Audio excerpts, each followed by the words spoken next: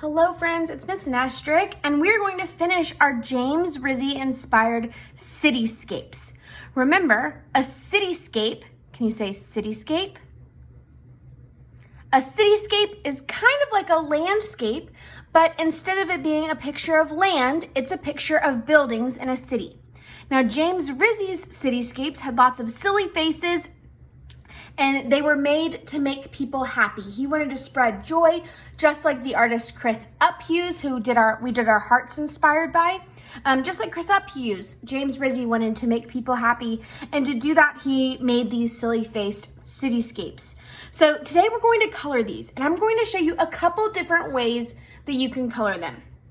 So I'm definitely going to use my crayons. You could also use oil pastels if you have those. I know lots of friends got art kits around the holidays, and so if you have oil pastels, you can use those too. I'm going to use my crayons. You'll want your watercolors, a paintbrush, and a cup of water.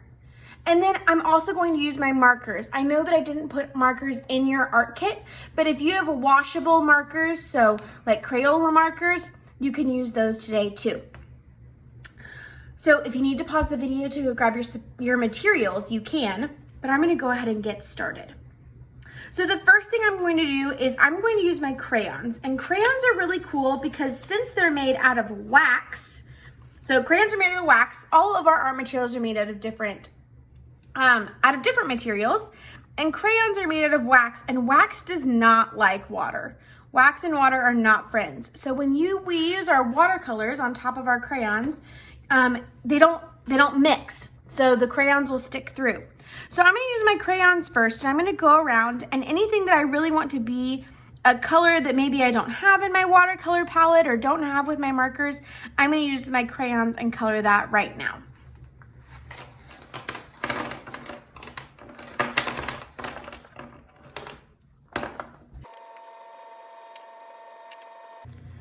This is a really good time to color in things that are really small, might be details in your picture, or that might be colors that you don't have, like pink or turquoise or lime green. More specific colors are good for your crayons to use.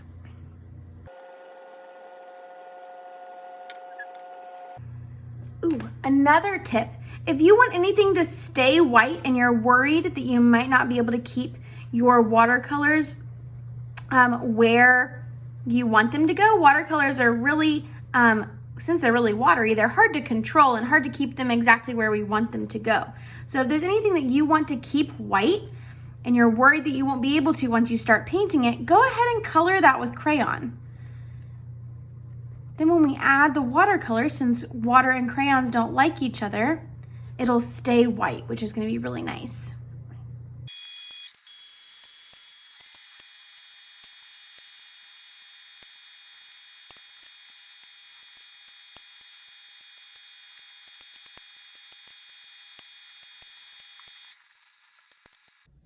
Okay, now that I've colored all of my details with my crayons, there are two different ways that you can paint the rest of your picture. One way is to take our markers and to trace around the edge of the building really thick like we did with our Chris Uphughes hearts. So I'm going to trace a thick line around this building.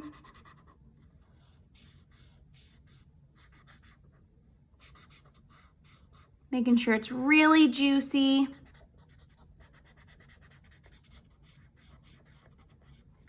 All right, then I can take my water cup, dip my brush in the water, squeeze out the extra. I'll bring my water a little closer so you guys can see that.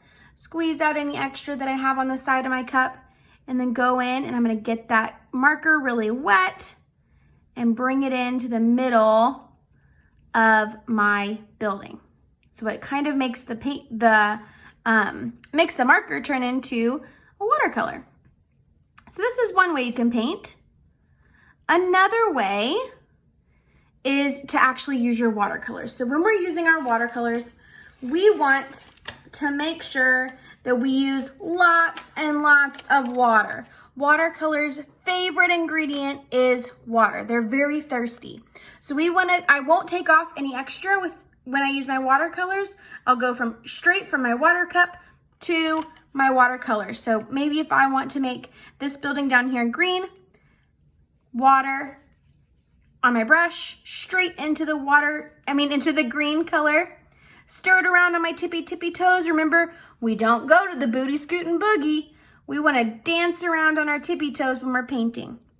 And then I can go in and paint my building. And if there's anywhere that it gets a little too puddled, there's too much paint there, you can move it around. You don't have to always go back and get more paint every time, every stroke, every time you paint. I'm just gonna pull some of this color down. And I might have even had enough paint on my brush to paint my whole building. We're gonna see. We wanna be careful that we don't paint in one area too much. If our paper starts to get a little fuzzy or you start to see little bumps in it, then go ahead and move to a different spot so your paper doesn't rip. So I just painted my building green. A fun thing that you can do in the sky is you can take your crayons and you can do different designs. Maybe you wanna make some wind with some spiral lines. Maybe you want to make some stars. You can, if you know how to draw a star, you can draw a star. I'm gonna do some yellow dots. And then I'm going to be inspired a little bit by Vincent van Gogh, who I haven't talked to you guys about yet. He made his stars kind of have dashed lines around the dot. I'm actually gonna use some of my white too, even though you can't see white. When you first draw it, if I paint over it, you'll be able to see it. So I'm gonna add another wind spiral. So again, if I wanted to paint my sky, you could do it one color or you could do lots of colors. I'm gonna get my paintbrush really, really wet. I'm gonna just start with purple. When I paint in my purple sky over my white crayon and my other colors of crayon, the crayon sticks through and you can still see all of those details that I drew. You can even see the white and the yellow better once I paint on top of them. So I don't have to even go neatly around what I've drawn with my crayon. I can go right on top of it, which is why I really like painting on top of crayon with watercolor. I think it's very fun. You could do lots of colors too, so maybe I wanna go and get blue. I can blend my blue and my purple. This is just where it's gonna be really important that you pay attention and see if there's any little kind of like, I don't know how to explain it, except for like, they kind of look like crumbs on your paper. You wanna make sure that you don't have very many of those so that you don't paint in one section too long. So I'm gonna keep painting mine. I'm gonna speed it up, but color yours however you'd like. Remember, these are supposed to make people happy. So they don't have to look like realistic buildings. They don't have to look like buildings that you would see while you were driving around town or driving around the city. They can be buildings that you're inspired by, that you really like, or that you think would make people happy. So paint them or draw and color them however you would like.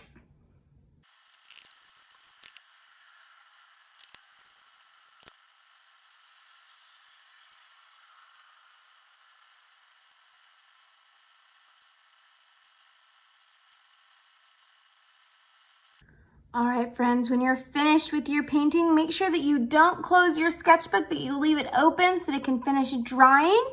When it's totally dry, make sure you turn in a picture on Schoology so that I can see it. I can't wait to see your finished James Rizzi paintings. If you guys have any questions, make sure to message me on Schoology. Good luck and have fun. Adios, friends.